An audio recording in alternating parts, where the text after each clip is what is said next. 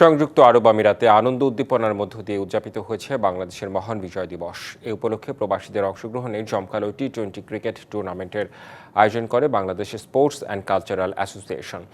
UAE প্রতিনিধি সাইফুল ইসলাম তালুকদার জানান, টুর্নামেন্টের উদ্বোধন করেন দুবাইয়ে বাংলাদেশ কনসুলেটের কমার্শিয়াল কাউন্সিলর আশিস কুমার সরকার। মোহাম্মদ শাহাবুদ্দিনের সভাপতিত্বে আয়োজনে প্রধান অতিথি ছিলেন তিনি। বিশেষ অতিথি ছিলেন সিআইপি মোহাম্মদ জাকির, মোহাম্মদ শহীদুল ইসলাম চৌধুরী, ওমর ফারুক, মাকসুদুর রহমান বিপ্লব, ফিরোজ আহমেদ নয়ন সহ অনেকেই।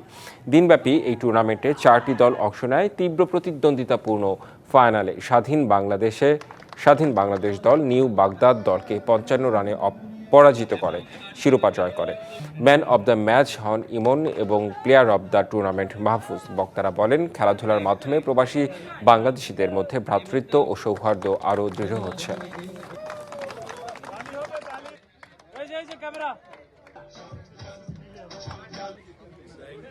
নতুন এবং ফিরে আসা গ্রাহকদের জন্য নগদে চলছে ক্যাশব্যাক সহ প্রতিদিন হাজারো উপহার জেতার সুযোগ। হবে আশা আর ফেরা, সারপ্রাইজ সেরা।